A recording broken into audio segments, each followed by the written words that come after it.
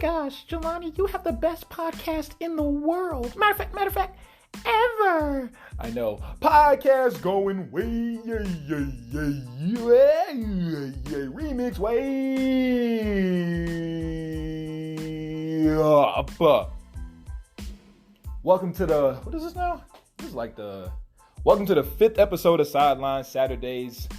I don't feel like saying my name, but I guess I might get some new viewers this week. I'm your host, Jelani Smith. I'm 19 years old. I'm a communications major out of South Suburban College. I need me a new, y'all know how the baby got that whole, thing? I don't think he does it. He didn't do it on Kirk. I didn't hear it a whole lot on Kirk, but he has that whole thing with the world, and she's all like, that's not the baby, that's my baby. I need something like that for my show, I swear, because the intro's not stale, but I need some more effects. I need some new stuff. You know, Anchor don't be providing a nigga with cool sound effects or cool catchphrases and stuff like that. They don't give me no good ideas. I checked all the effects. They kind of trash. So I need to give me a little something like that. Other than that, I think I got a pretty decent, pretty fire intro. Anyway, let me get back on subject here. 5th episode of Sideline Saturdays. I said that already. I got a jam-packed show for you guys today. When I say jam-packed, I mean 2 segments.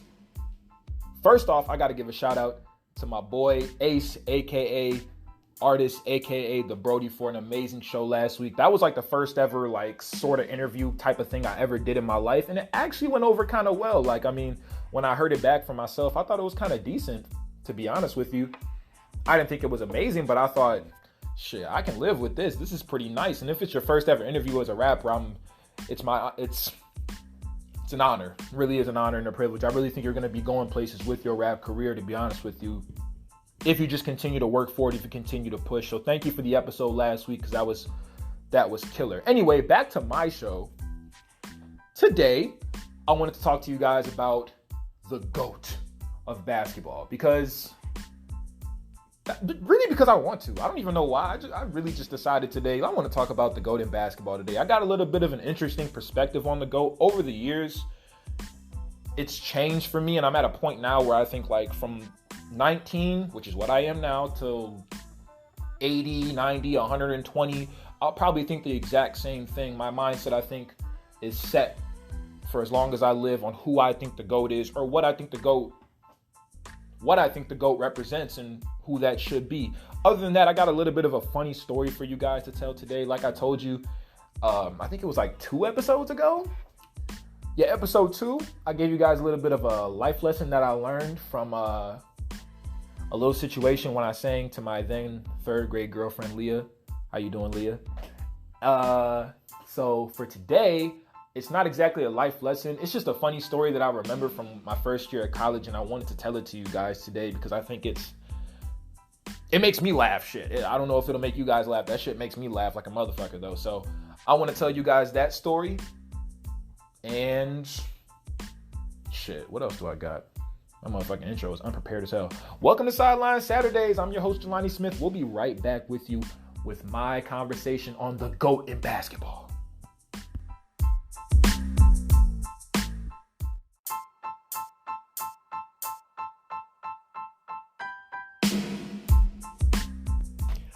We back. Yes, that was Marvin Gaye that I just played. What's Going On? If you guys have not listened to Marvin Gaye, What's Going On before, you gotta listen to that. That's, in terms of just overall hip-hop not overall hip-hop, but overall musical albums that I've heard, that's definitely at the top of my list. And I play a lot of hip-hop on my show for the people that listen to my show on Anchor or on Spotify, because my music does play on Spotify if I'm not mistaken. But I like my hip-hop. But I also like jazz, I like rock and roll, I like funk, I like soul, neo soul, R&B, I like all that. So I'm gonna start playing more of that on my show, just to show you guys I got a little bit of spice, you know what I'm saying? I'm not just a stick of butter, I got a little spice on me, you know what I mean? But let me get to the meat and potatoes of the segment, GOAT in basketball. I've been wanting to talk about this ever since my first episode, but I wanted to hold off a little bit, just because I wanted to get a little bit more of a base, a little bit more of a foundation for people to get to know me a little bit better. But I think I'm at a point now where I'm let me just set this clear first before I start getting asked questions. And then people are like, who do you think is the GOAT? And then people don't know. So I'm going to explain right now. First off, I want to say this when it comes to the GOAT conversation. Comparison is the thief of joy. We don't enjoy and truly appreciate the greats because we are too busy making comparisons between them. I think a lot of times, you pit two players against each other, and in sports media especially, and I guess, I don't know, you can include me in sports media if you want to, but I'm not a huge outlet for sports media. I'm talking about ESPN or FS1, NBC, places like that where sports is that's where sports is really shown, and analysts are talking about it on a daily basis at least. A lot of times when you're comparing two players, it's like one has to be stomped out for the other one to look good. And it shouldn't be the case. That's why I don't like comparisons a whole lot of times, because a lot of times if you're comparing LeBron James and Kevin Durant, I even heard on ESPN not too long ago, Max Kellerman say LeBron is better than two Kevin Durants? Like, that doesn't, if you guys get what I'm talking about here, like the whole comparison thing, a lot of times when analysts or experts, people like me, fans, they'll stomp out one guy just to make the other guy look good, and it almost seems like that person hasn't accomplished anything. And so I don't like comparisons. Now, the greatest of all time conversation. It's a very, very fun debate to have, but like life, there is a gray area. There's balance. So there is no black or white to me. There is no right or wrong. There is no one GOAT. When it comes to the GOAT conversation with a lot of people, greatest of all time conversation, there's different criteria for everyone. Some people place stats as a priority. And if that's the case, if we're going off pure dominance, then we're talking about Wilt Chamberlain or Shaq is the greatest of all time. If we're going based off winning, then nobody quite meets that criteria quite like Bill Russell does. 11 championships, five MVPs, and he got the Finals MVP trophy named after him. Like, you don't get much better than Bill Russell when it comes to winning championships. That guy didn't care about stats. He cared mostly about winning. Now, Michael Jordan, they say, is the middle sort of guy. So dominance in terms of stats, but also going 6-0 in the NBA Finals. And I'm going to get into a little bit more of like the how do I put it? Like people stating that Michael Jordan went 6-0 in the finals, or that LeBron is 3-6 in the finals and things. I want to get into that a little bit. But let me ask this question first. Speaking of winning, who wins championships in the NBA? Not just Michael Jordan wins championships. Not just LeBron James wins championships. Not just Larry Bird wins championships. Not just Magic Johnson wins championships. Teams, organizations win championships.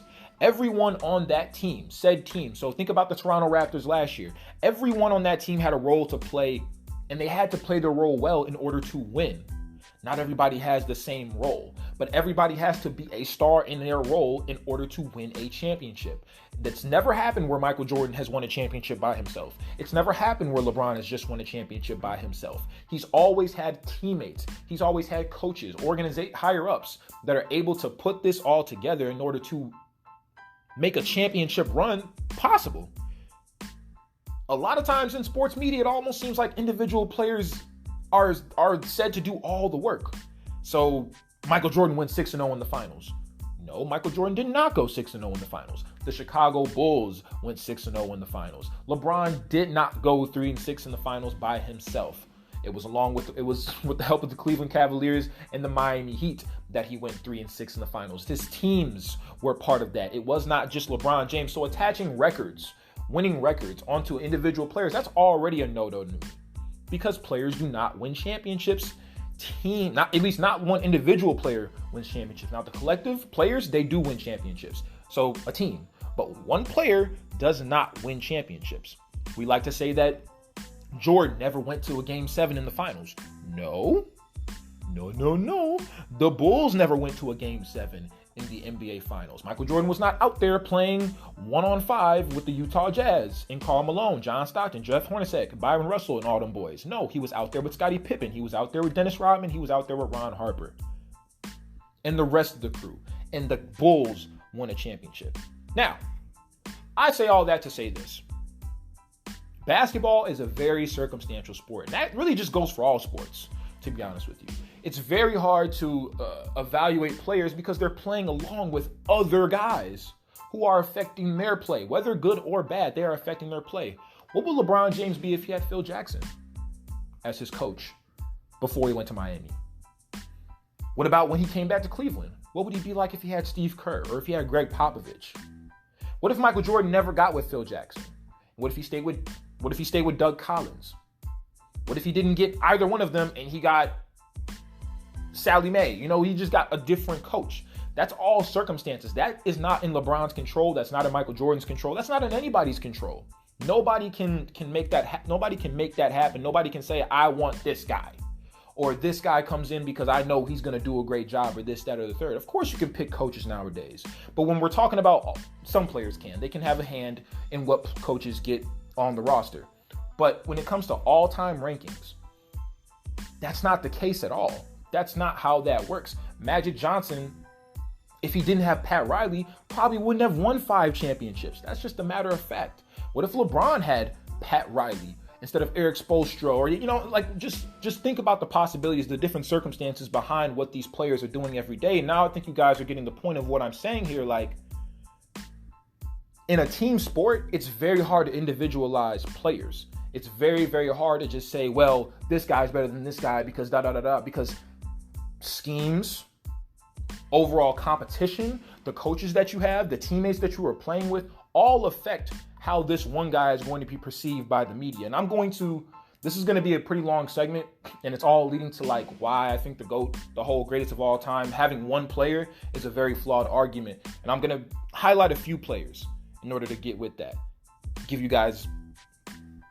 an understanding of what I'm getting here. But let's start with the first, circumstances of sports, how basketball is so circumstantial. Let's talk about Kobe Bryant and Tracy McGrady for a hot second here. When you ask me, Kobe Bryant and Tracy McGrady are not that different. I was actually, before this podcast started, I was looking at a top 25 all-time shooting guards in the NBA of all time. Number 2 was Kobe Bryant, which that's like the consensus thing now is Michael Jordan, then it's Kobe Bryant, then it's D-Wade, or, then you start getting a little jumbled from there. But the consensus 2 are Michael Jordan and Kobe Bryant. Tracy McGrady was number 10 on that list, which is, that's nice. But when you think about player ability, when you think about guys with skills and then athleticism, if you're asking me, Tracy McGrady and Kobe Bryant were just about even when it came to skills, athleticism. Like, Tracy could jump higher than Kobe Bryant. Kobe Bryant was probably the better shooter, but Tracy McGrady really wasn't that far behind. And if you think I'm playing about that, if you think I'm lying, go check out some film on Tracy McGrady. He lights teams up, especially when he's on fire. Go watch 13 and 33 seconds. 13 points in 33 seconds, you'll be amazed. You'll have your jaw dropped. You'll know exactly what I'm talking about. Kobe's had his fair share of performances as well, but I'm saying Tracy McGrady is not far behind. He had a great handle, just like Kobe had a great handle. Now, I will say, well, the one distinction that you can put is that Tracy McGrady did not play much defense in his day. Even in his prime, he wasn't the best defender. Kobe Bryant is a 9-time first-team all-defense. So that's, without question, I will give you that. But when in terms of offensive skill set, Tracy McGrady was about even with Kobe Bryant. When they went head-to-head, they were about even. They both just went in on each other. It wasn't just Kobe Bryant was scoring on Tracy McGrady or Tracy McGrady was scoring on Kobe Bryant. It was, we're going back and forth. We're going back and forth. They even both admitted, if you check their ESPN interview and you hear what Kobe Bryant has to say about Tracy McGrady, he said, I just totally forgot about playing defense on the dude because I knew I couldn't stop him. So I was just trying to outscore him. When it comes to great players, that's how it really is. You're never going to shut down a great player like that. You just can hope that you can neutralize him in some way and then you can outscore him. So the 2 examples I'm going to give right now to kind of get more into circumstances a little bit, because you see, Kobe Bryant is number 2. Tracy McGrady is number 10. But I just explained to you that Tracy McGrady, in terms of ability as a player, is not that far behind. And I've even seen some lists where Tracy McGrady is like 15 and Kobe Bryant is 2. Tracy McGrady played on the Magic, because everybody knows that was his prime years. Led the league in scoring twice. In 2003, the NBA had just moved to a 7-game format in the first round. So that means that back, before 2003, it was 5 games. 5 games and you're out. So the most you could do is 5 games. Now they moved it to a 7-game format. Now, had the format not changed, the Magic beat the Pistons in 2003 early because it's 5 games instead of 7. Instead, what happened was the Magic played incredible the first 4 games. Tracy McGrady was averaging about 31 points a game, 10 rebounds, and about 5 assists. They played the Pistons, and that was when the Pistons were at their pinnacle. So you're talking about Chauncey Billups. You're talking about Rip Hamilton. You're talking about Rasheed Wallace, Ben Wallace, Tayshaun Prince. Like, this team is no joke. And the Pistons were the 1 seed that year. The Magic were the 8 seed that year. And they're up 3-1 on the Pistons. Tracy McGrady's out there balling. Long story short, they give up the lead. They lose. They give up the 3-1 lead. They choke. The Pistons advance to the second round. The Magic go home. Everybody likes to put that on Tracy McGrady's resume and say, well, look, that you never got out the first round. Winning wasn't a priority, it seems like, for you. Now let's go to Kobe Bryant. Pretty much the same exact situation. This was 2 years after, about 2 years after Shaq left. So that whole dominant era of Shaq, Kobe, Robert Horry, like all,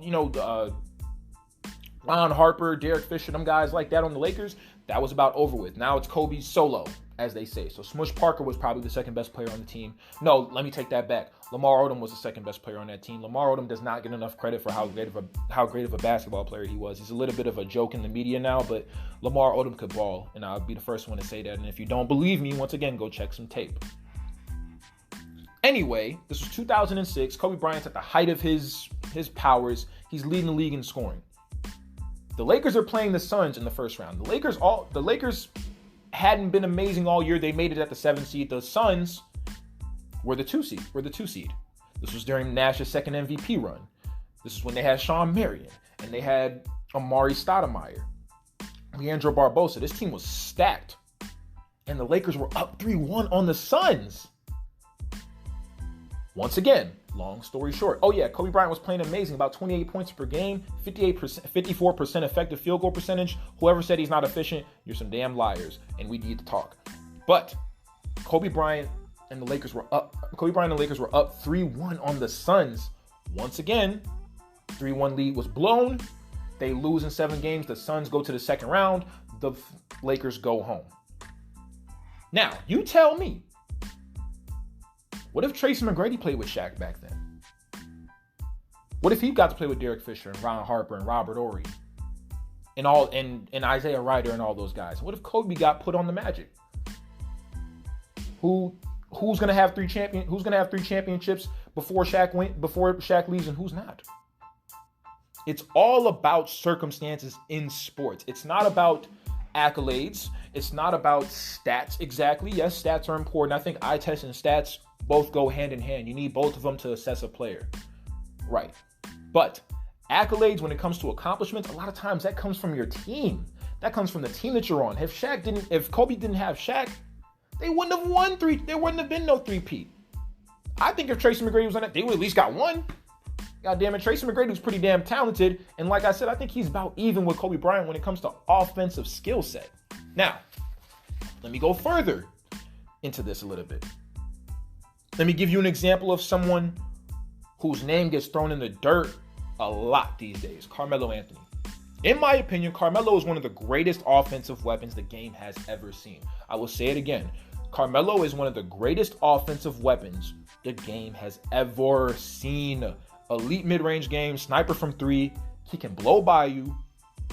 He had a nasty post game. He could bully you. And he was actually an underrated passer. So there was literally nothing on the court offensively that Melo could not do in his prime. Now I'm not going to talk about now. I think he should be on an NBA roster for people that do want to know. I think he deserves to be on an NBA roster, but that's a conversation for a different day. When the season gets going, we'll talk about that. But Melo in his prime, what couldn't he do on the basketball court? Like, what couldn't he do? You're talking about a 6'8", 240-pound dude who's that quick, who's that strong, and has shooting touch like that. Nobody was finna guard Melo back then. Not even Kobe Bryant, who was one of the better wing defenders at his position. And like I said, a 9-time first-team all-defensive talent. Nobody back then could guard Melo. Nobody. If you think I'm lying, go check the tape. Now, unfortunately, I don't think Melo will get the recognition he deserves because, like I said, we like to compare stats and accolades. We don't look at actual play out on the court. In terms of talent, though, I can't name, I'm gonna be honest with y'all, somebody can help me out, somebody can prove me wrong. I can't name 10 players that have more ability than Tracy McGrady and Carmelo Anthony. I can't name 10. Not 10. They were that good. Tracy McGrady, Carmelo Anthony. Two guys that are, one's in the Hall of Fame. Carmelo Anthony is going to be in the Hall of Fame. And if you think he's not, crack is one hell of a drug. I'll put it like that. Now, I just talked to you guys about circumstances and what that means in sports, how it's affected Tracy McGrady's career, how it's affected Carmelo's career, how it affected Kobe Bryant's career. We can also go into the whole Damian Lillard, Kyrie Irving thing. What if Damian Lillard was on Cleveland instead of Kyrie Irving? What if Kyrie Irving had been put with CJ McCollum on the Blazers? It would have been a great team. But don't you think Damian Lillard would have a championship to his name? I think so. Now, the two, it's not as separate as it is with Kobe Bryant and with Tracy McGrady, but you guys get my point. Circumstances change everything. They change legacy. They change perception for a player. And it shouldn't be that way, but unfortunately, that's how it is. Now, I'm going to give you guys another player. Russell Westbrook. And I can already hear the boos right now. I can already hear the, oh my God, Russell Westbrook. I want to touch on him really quickly. Some fans don't just dislike Russell Westbrook, but I've even heard the word useless associated with Russell Westbrook, that's downright insane. But I've heard that word used before, and it's been used on a podcast. I'm not going to name the podcast, but y'all some fuck niggas. Fans complain that he's a stat patter. Start with that. Newsflash: stat padding is not new, and like I said to you guys before, I'm gonna run up and down here on this. I'm diving into different things, but it all is going to lead to the same thing as circumstances for this, right? Russell Westbrook, he's a stat patter. Stat padding is not new. For the people that don't know that, stat padding isn't something that Russell Westbrook started. It actually started back in Wilt Chamberlain's day. But there's a particular example that I want to give to you guys right now. Russell Westbrook isn't the first stat patter. He's definitely not going to be the last one. He's actually not the only one who's doing it probably right now. For all the Jordan fans out there, y'all must be aware of the fact that Jordan was stat padding back in '89. You guys remember the whole triple-double streak, 7 games in a row with triple-doubles, with a triple-double, 10 and 11 games. Everybody remembers that. He got handed the point guard duties by Doug Collins, and MJ had that 7-game triple-double streak. So if you go to the LA Times, or if you just go online and look up Michael Jordan stat padding, look this up. It's right there. Jordan would continuously go up to the guys at the scorers table and ask them how many more rebounds or how many more assists did he need in order to get his triple-double. Is that stat padding, or is that we're gonna name that something else? Y'all tell me. That sounds like stat padding to me. There's pictures of Kevin Durant looking at the stat sheet in the middle of a game while he's sitting at the scorers table. Also, another thing with MJ, sometimes the scorers people will go up to him in the huddle and tell him, hey, you need 3 more rebounds to get the triple-double. You need 4 more assists to get the triple-double. That was important to Michael Jordan. You know why it was important? The LA Times stated that Jordan was trying to win over MVP voters by showing that he's a complete player. Back then, Jordan hadn't won a championship yet, and the whole thing was you can't win a championship with Jordan because he's strictly a scorer. He's only focused on scoring. He's a ball hog. That's all he does is score the basketball and shoot. Jordan wanted to win an MVP that year, and he wanted to show people that he's a complete basketball player. Is that not stat padding? Is going up to the scorers table and asking the people, how many more do I need? Because then after that, you understand that Jordan was hunting for assists, Jordan was hunting for rebounds, in the same way that Russell Westbrook is shown. There's evidence out there of him hunting for rebounds, hunting for assists. But getting back to Russell Westbrook, the man has averaged a triple. Let me say that. Let me not even finish that statement. Let me say it again. The man has averaged a triple-double for 3 years. So y'all are telling me, the people that are listening to this podcast, y'all are telling me that if you were in the NBA, if you were in Russell Westbrook's position, you wouldn't want to average a triple-double in the NBA? Y'all are some liars. I'm pretty sure if 90% of the people that are going to listen to this podcast, whether now or in the future, would want to average a triple-double in the NBA. You're not just going to get a triple-double naturally. That's not how the game works. Sometimes it happens like that, but in order to average a triple-double in the NBA, something that only him and Oscar Robertson can claim to have done, you have to go for it. Just like LeBron James, I remember there was the whole 10-point streak. Remember, he literally scored 10 points, then sat his ass down. That's not stat padding. For 3 years, the man averaged a triple-double. And here's my thing when it comes to Russell Westbrook. Everyone takes him for granted. And everybody takes that whole 3 years straight with triple doubles for granted because it hasn't translated to maximum winning. But no player is perfect. No player is perfect. What's Russell Westbrook's two holes? Shooting and decision making. And I'll say mostly decision making. Because some nights on shooting, yes, his shooting can be off. I get that. He's a little wishy-washy with it at times. Sometimes he's spot on. Sometimes he's on fire. Sometimes he's not. But I would say his decision making. I will say this about Russell Westbrook. His decision making in crunch time has to get better. I thought Paul George deserved the right to have that ball in those situations in Portland. And in situations in the regular season, you saw it as well. I think that his decision making overall has to get better. And I think it will get better in Houston. But everybody wants to talk about how he can't shoot or how he's acts dumb and his decision-making is bad in the fourth quarter. But no one talks about how bad of a shooting team OKC is as a whole. Let me run you guys some stats real fast. In 2016-2017, OKC was dead last. Dead last. There's 30 teams in the NBA. They were dead last in three-point shooting percentage at 32.6%. The next year, 2017-2018, when they lost to the Jazz in the first round, they were 35.5%, good for 23rd, ranked 23rd in the league. So 30th in the league and then 23rd. Last year, 2018-2019, they were 22nd overall in the league at 34.7%. So 30th, 23rd, 22nd. Is that all Russell Westbrook's fault? No. Or for the people that say, oh, well, that's just three-point percentage. What about three-pointers made per game? Because Houston doesn't have the best three-point percentage, but what about three-pointers made? Let's check three-pointers made. In made three-pointers per game by a team. In 2016-2017, OKC was 26th. Now, I'm showing you all these stats. I'm going 2016-2017 all the way up to last year because that was the first year that Kevin Durant left. These are the years that Kevin Durant has not been there since he left in 2015, after the 2016 season, rather, I should say. So, in made three-pointers per game, in 2016-2017, OKC was 26th. Remember, there are 30 teams in the league. 2017-2018, they went up to middle of the pack. They were 15th. Last year, they were 15th. Now, some of y'all will say that 15th is decent because it's middle of the pack. How come they haven't won anything? Last year, 2018-2019, Houston, Milwaukee, Golden State, and Toronto were all top 10 for three-pointers made per game. 3 out of those 4 teams were in their respective conference finals last year. That being Golden State, Milwaukee, Toronto. 2017-2018, Houston, Cleveland, Boston, and Golden State were top 10 in that category of three-pointers made by a team per game. Once again, 3 out of those 4 teams were in their respective conference finals that year. 2016-2017, Russell Westbrook's MVP season. Houston, Cleveland, Boston, and Golden State were top 10 in that category. Once again, 3 out of the 4 teams were in their respective conference finals that year.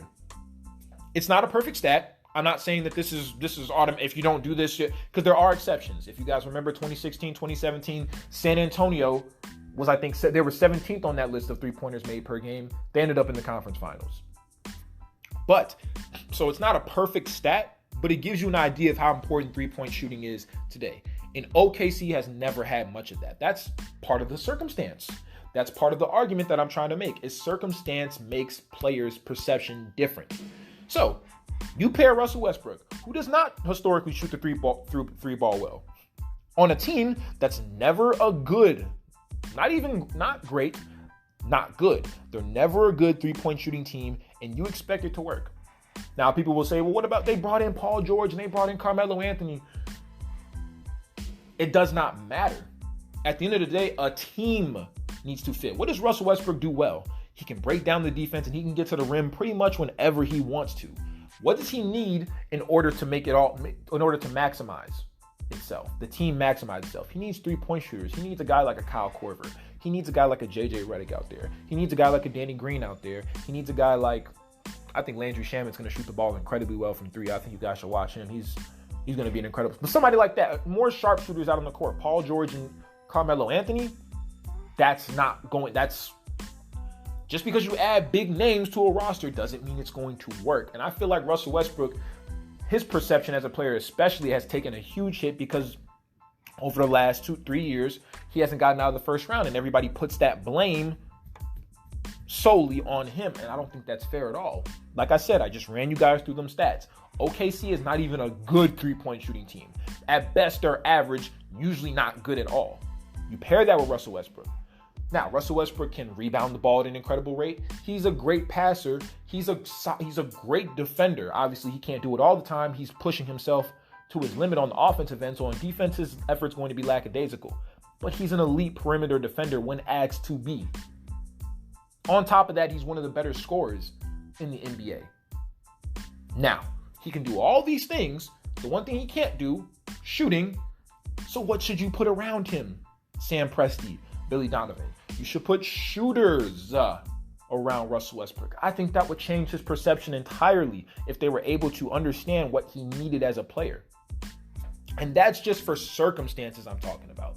For guys like Michael Jordan who were able to get in that perfect position where you have a Phil Jackson, and you have Scottie Pippen, you have John Paxson and Steve Kerr, and you got Dennis Rodman, and you got Ron Harper. You got the perfect team around you in order to win, and that's why they won. Not just because of Michael Jordan. LeBron didn't just win in Cleveland because it was him averaging a triple-double or him doing what he did in 2015, 2016 on an incredible finals run. It's because he had Kyrie Irving there to help him hit shots in the fourth quarter. It's because you have Kevin Love there defending Steph Curry on the last possession. It's because you had Tristan Thompson there who was getting rebounds and defending at a high rate. Amon Shumpert, same idea. Defending at a pretty high rate. J.R. Smith defending at a high rate. Richard Jefferson doing his thing coming off the bench. That's one of the reasons. Also, let's get off circumstances for a second. Let's talk about evolution. I told you guys this was going to be a long ass segment. Evolution of basketball. When we talk about Larry Bird and we talk about Magic Johnson, I'll get into them. We talk about self-made basketball players. I feel like they are what we represent as self-made basketball players. Of course, every basketball player, especially great ones, are self-made basketball players. But Larry Bird and Magic Johnson did not have trainers. Isaiah Thomas did not have a trainer. Larry Bird would get up at 6 a.m. in the morning every day and make 200 free throws. There was no trainer out there to help him. If it was cold outside, he put on some gloves and he shot his free throws by himself. Nobody else out there with him. Same thing for Magic Johnson. If he wanted to get out and go make some shots before he went to school or after school, he did that on his own. He didn't have somebody telling him, directing him, this is what you should work on, or this is a more efficient way to work on your game. Same thing for Isaiah Thomas. He once said that he would make 3,000 shots, and I'm talking about Pistons Isaiah Thomas. He would make 3,000 shots or 1,000 shots a day. You think he had some sort of trainer with him? No, trainers were not prevalent back then. Nowadays, you have trainers. So when people sit here and they say, well, LeBron's better than Larry Bird, I'm going to be honest with y'all, well, kind of no duh. First off, LeBron's just physically more gifted than the guy. But on top of that, he has trainers. He spends millions of dollars on his body. How much do you think Larry Bird was spending on his body? How much knowledge do you think he knew about his own body or about an athlete's body and how to treat it? You think he cared that much about nutrition? As much as LeBron does, at least? No. Do you think he did the same, that he had the same availability to trainers, people that would help him, recovery techniques, being able to ice or getting into cryotherapy, things like that? No, they didn't have that back then. Great players are great players. So if you transport them to different places, they're going to adapt. They're going to end up being great players no matter what, because they work hard and they were great players in their era. Everybody talks about how Isaiah Thomas from the Pistons was a bad three-point shooter and he shouldn't be involved in that great point guard conversation. No shit, Sherlock. Isaiah Thomas, from the time that he was in high school, college, he didn't see a three-point line. He didn't care for a three-point line. It was all about the mid-range back then. That's what I talk about when I talk about evolution. Michael Jordan broke ground a little bit when he was weight training during the season with his renowned trainer Tim Grover. But back then, that was not a thing. That's why athletes today are better than they've ever been. Now, everybody can point out Michael Jordan. They can point out Clyde Drexler. They can point out Dominique Wilkins. There are about 3 handfuls of guys who can jump about as high as Dominique Wilkins in the league right now. Probably more than that. A lot more than that. There are some guys in the league who can jump like Jordan. Does that mean they're a player that they play like Jordan, or they're just as good at? No, that is not what I'm saying at all. I'm saying that athletes today have more availability. They're weight training now, so they're getting their legs strong. Plyometrics are bigger now. A lot of times, those guys did not know what they were doing. A lot of them would just jump all day, and then they ended up they would jump to the backboard, or they would try to dunk all day, and that's how they learned how to get their hops. Now you got plyometrics. Guys are doing box jumps. They got leg machines that you can work with. They did not have all that, or at least maybe they might have had it. That was not a thing back then. I remember weights being shunned upon in the NBA back then.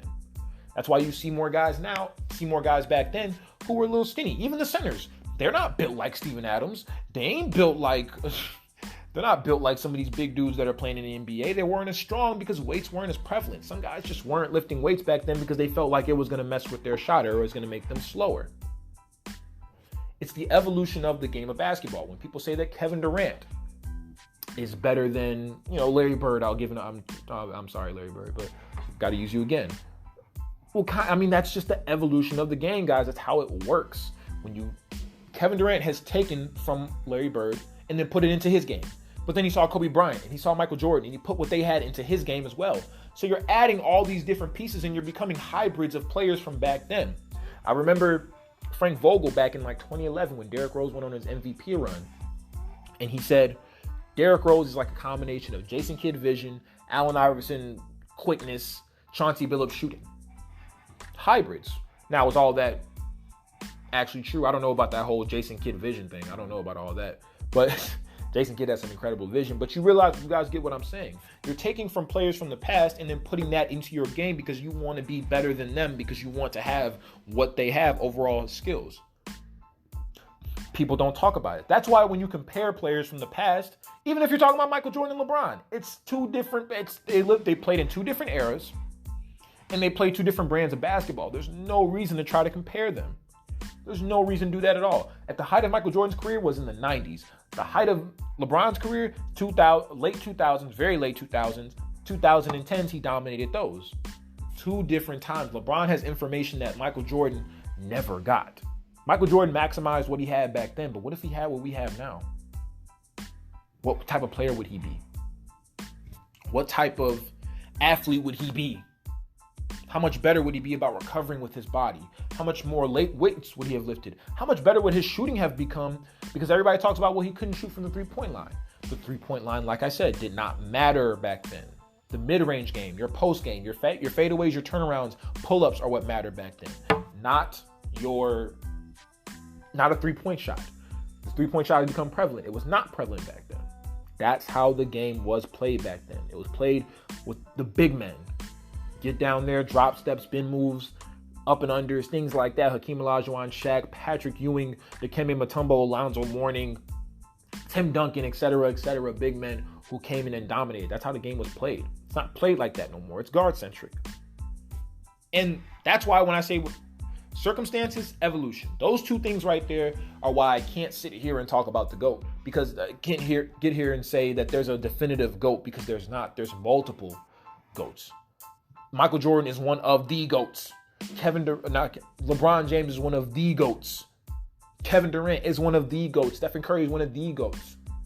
But there is no one guy who is, because there's too many variables involved in all this to be able to say this guy's clearly better than this guy. That's my little perspective on the GOAT in basketball. I hope you guys enjoyed that. We'll be right back on Sideline Saturdays. Jelani Smith with my funny story about my last year at Lincoln University.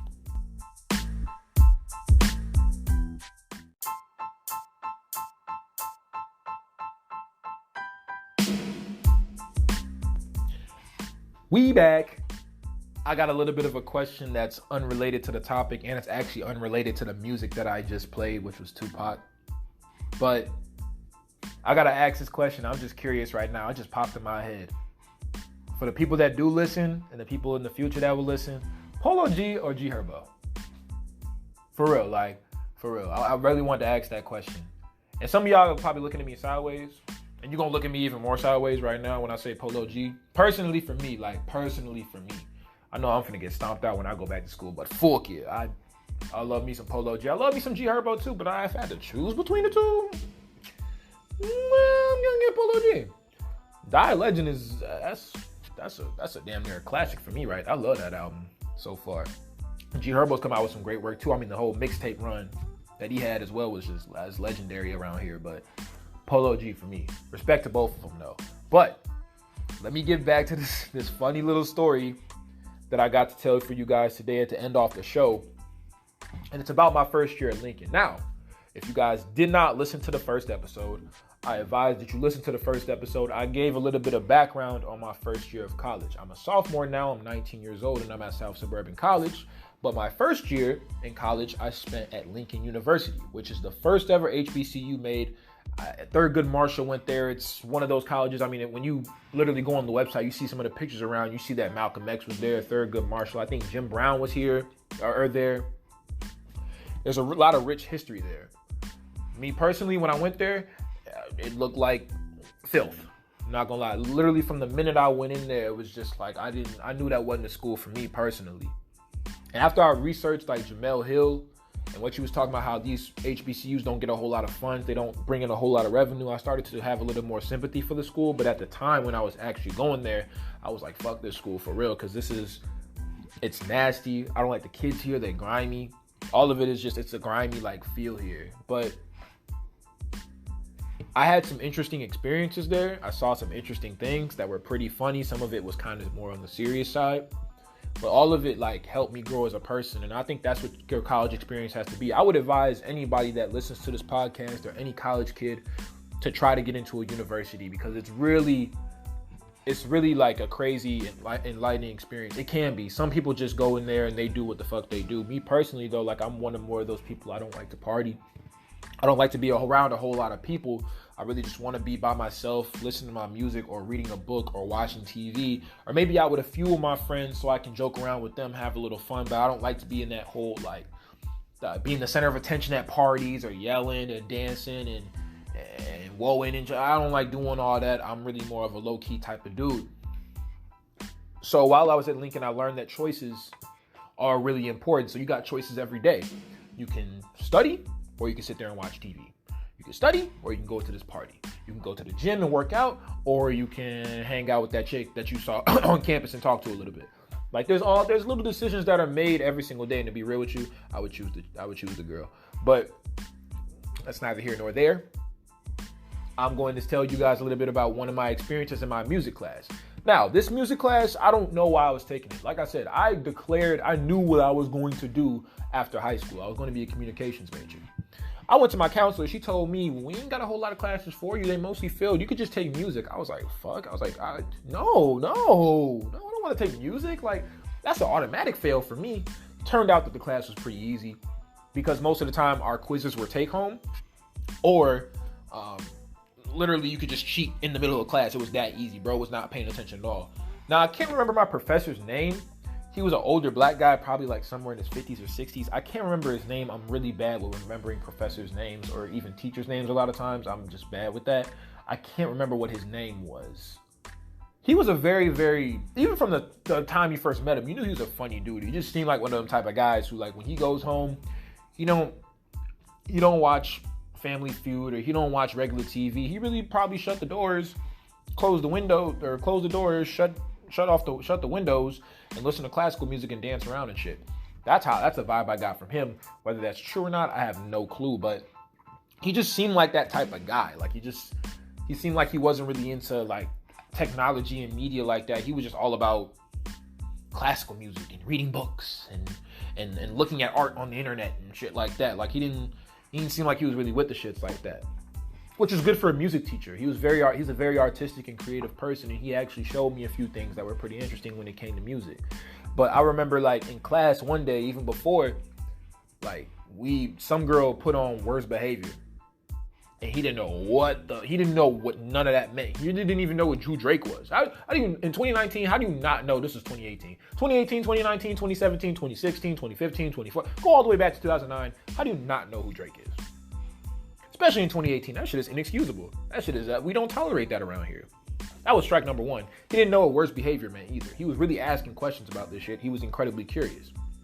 Now, that curiosity ended up stretching over to the story I'm about to tell you guys, which is about a project that I did with this girl named Angel. Her name was Angel. It was just me and her. And I'm one of them type of people, when I get projects, when I get presentations, I say to myself every time, I'm going to do this and I'm going to get it out the way. Shit never ends up happening. Shit never ends up coming true. What usually happens is it's 7 o'clock at night before the project is due. I'm like, shit, God damn it. I'm like, I got to do this project. And I still haven't even started. And I don't feel like starting. And I'm probably sitting in my bed watching ESPN, probably watching an NBA game. And I'm like, damn, like, I'll start the project at 8 o'clock. No. 8 o'clock comes around. I'll start the project at 9. No, come on, John. You gotta get up, bro. Do something. Like, you haven't even started yet. It was like one of those again. And Angel had texted me, do you have your part done? We had this project for about 3 weeks, probably, y'all. 2-3 weeks at least, like somewhere around there. And I hadn't done a damn thing. She had done her part. She asked me if I would do hers. She even offered to do my part of the presentation for me. Like, she would do it, work on it. All I had to do was present it. And I was like, nah. You're not going to take all the bread. You're not going to take all the credit for this. I'm going to be a part of this presentation too. So I decided to do my part. It was late at night. I had class in the morning. Music class probably started at 9 or 10. Probably 9 to be honest with you, 9:30, somewhere around there.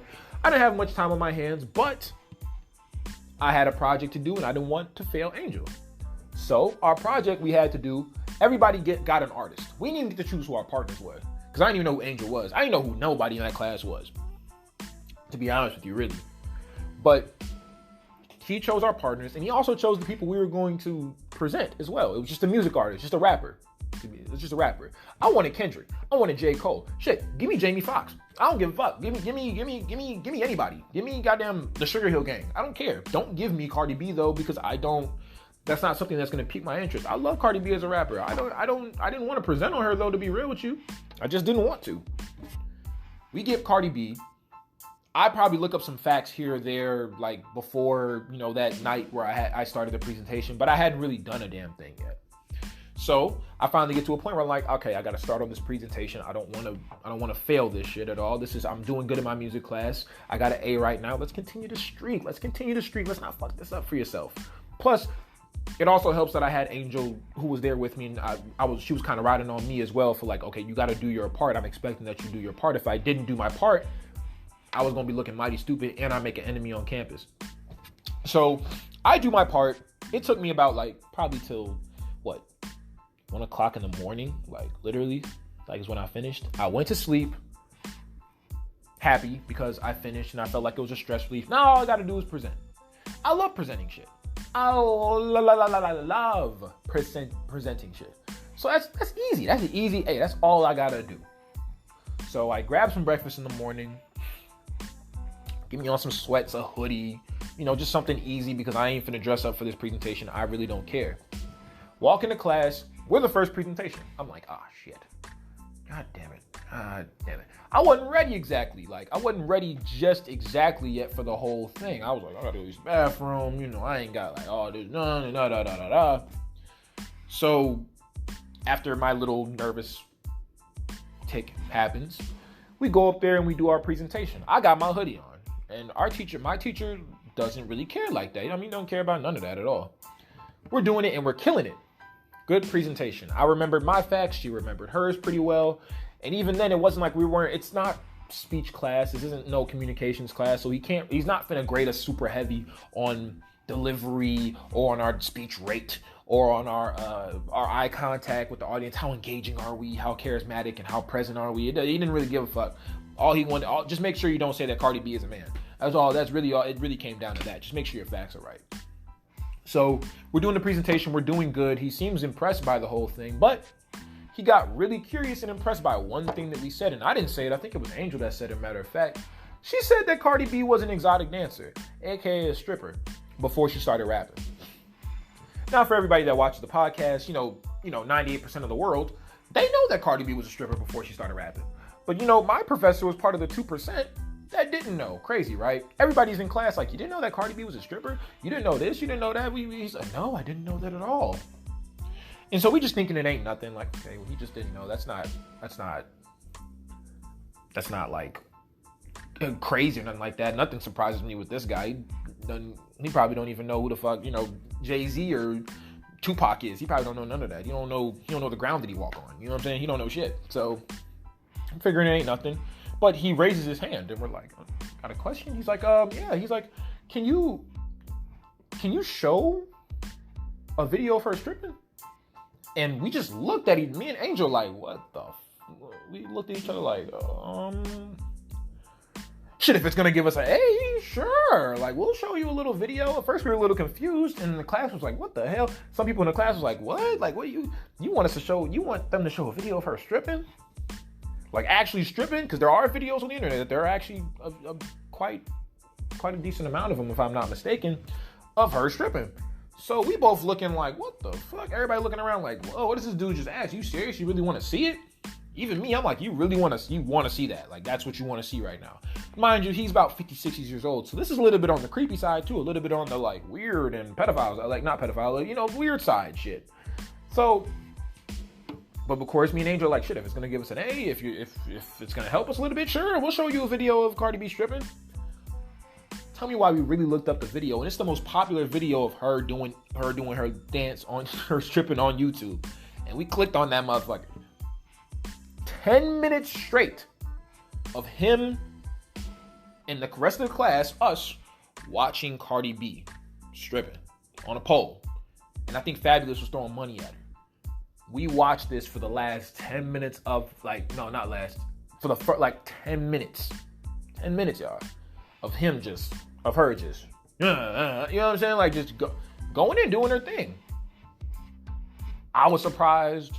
Angel was surprised. Everybody was looking around at each other like, and he's just looking like, wow, like he's never seen a stripper before, or like he's never known that this existed or that Cardi B was a stripper. He's like, wow, that's cool. I was like, cool. I was like, wow, okay, cool. That's the word that old weirdos use. Okay, and that was to me, that was like one of the crazier moments that happened like in college. Was just our professor actually no teacher sat there when I was in high school, not one in middle school, damn well not one in elementary, who asked me some crazy ass question like that. And I told you guys before, this dude doesn't know shit. Like, he knew a lot about music, but he didn't know a lot about rappers. Apparently he didn't know a lot about strippers either, or maybe he did and he was just trying to give himself a quick 10 minutes of entertainment. I don't know what he was doing. But needless to say, we got an A+ on that project. Shit, I wonder if that came as part of our A+. We killed that project though. Shout out to Angel if she ever does see this podcast, or listen to this podcast. But that, as far as like things that happened to me at Lincoln or that I seen at Lincoln in terms of like whether a professor or another student or my roommate did, that's at the very top of my list. It's my teacher, my professor, my music professor actually asking us, like, can you put on this video of Cardi B stripping? Like, that to me, like, that's damn near number one, because I never heard nothing like that before. I never heard nobody, not even none of my friends ask me no question like that. So for an old man who was around when Martin Luther King was alive, when Malcolm X was alive, for him to want to see that, I'm like, whoa, bro, like, this is all types of weird. But that's just how things went in Lincoln. That kind of like was a little microscope of how my life was in Lincoln, I guess. Oh my goodness, I'm having flashbacks in this motherfucker about that. Anyway, that's my little funny little story to you guys about my music professor at Lincoln, who actually he seemed like a cool dude. I mean, I got out of there with an A. It was just that one time I was like, dude, like, you really off your rocker right now. Like, you need to go, you drinking that old man juice, bro. You got to go somewhere with all that. But that's my little funny story for you guys in Lincoln. I'm going to tell more of these, like, as time goes on and when I get a little bit more clout and I get a little bit more famous on my name. We'll be right back with Sideline Saturdays. Stay with me.